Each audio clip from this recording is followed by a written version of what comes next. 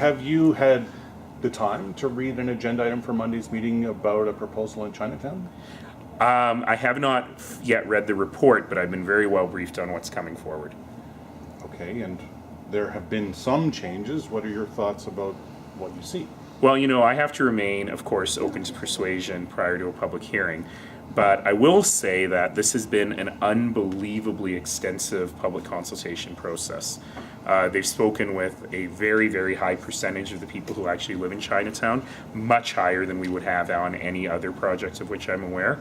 The challenge is a lot of people claim to speak for everyone.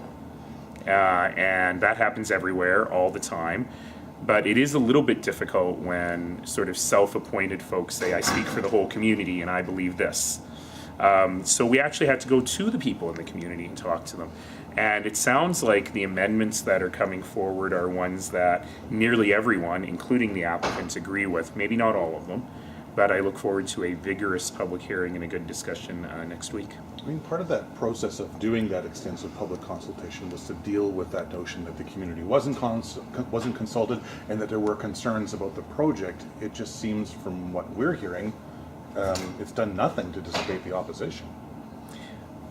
Well, I'm not sure what that opposition is, because I'm not sure who speaks for whom. And it's actually kind of challenging, which is why it was important to go directly to the people that live there to get their points of view, and there's a very, very extensive engagement report on that. The area councillor seems to feel that no matter how things go on Monday, that there are going to be people who will be very disappointed. One of the tough things about this job is that you always try to do the right thing for the largest number of people and weigh off a lot of different points of view. And sometimes you can't make everybody happy, but I really encourage everyone to come to the table with an open mind and an open heart and try and get the best possible outcome you can get. And, if I were the folks who were pushing for more consultation, who were pushing for changes to this, heck, I'd be declaring victory right now. The engagement that was done, it's detailed in the report, 3 different languages, all sorts of different methods. Do you think there was anything more the city could have done? I have trouble seeing what more we could have done, because sometimes people will just be disappointed, or sometimes people will just stick with that, with one point of view. But certainly the city used translators. We went out to people in detail. We went to them where they live. I think it was really a textbook model of good engagement.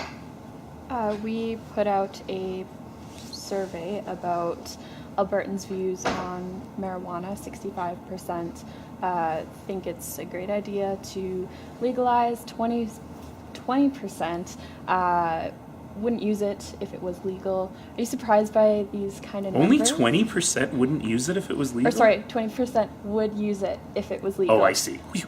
That makes more sense. Sorry. Otherwise, I got to do a whole different kind of planning.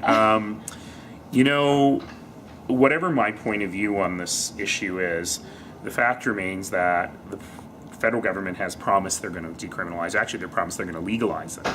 And as such, there are some very, very big impacts on cities. Mm-hmm. So when I met with the mayor of Denver earlier this week on a kind of a courtesy visit, my number one question for him was marijuana. How do you do things like zoning, building codes? What kind of restrictions do you have on people growing plants in their own homes in terms of things like mold and humidity and so on? Do you have restrictions on where dispensaries can go? How do you keep underage people from accessing the product? These are all really important questions that making such a big change at the federal level has huge implications on cities. And so I've really been pushing the Federation of Canadian Municipalities to work hard on a joint city response based on the good knowledge of, I did that on purpose, based on the good knowledge of the people in Colorado and in Washington State who really have gone through all this drama. I'll give you a simple example. How do you regulate edibles? This has actually been one of the most interesting policy questions in Colorado, because on the one hand, if you get your THC from candy instead of smoking it, you actually get rid of a lot of the public disorder problems, secondhand smoke, the smell, and so on. But it's also much, much more difficult to control. It's difficult to control the dosages, to manage the actual strains that are being used, and also to prevent underage people from using it. So these are actually really tough questions that we have to sort out, and we have to do so quickly.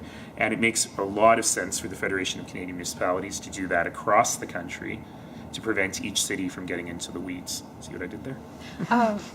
It is interesting because Albertans do seem to have a big appetite for Munchies. no, but for having marijuana sold in specified stores. So not even in liquor stores, but the highest percentage agreed that it should be sold in a regulated storefront. And even the activists agree with that. They say, you know, we want to have experts who can help you find what you need to have and be qualified to actually sell you this. I agree with that. I wouldn't want to see, marijuana infused jelly beans sold at every 7-Eleven counter. In Colorado, I believe that there is a restriction against joint consumption. So where there's where there's alcohol, you can't sell alcohol and marijuana in the same place. And so these are the sorts of things we need to be very thoughtful about. From a very practical point of view, if this actually creates a new craft industry or new kinds of small business, that's not a bad thing in this economy. We just have to figure out the right way to do it and the right way to ensure people's safety.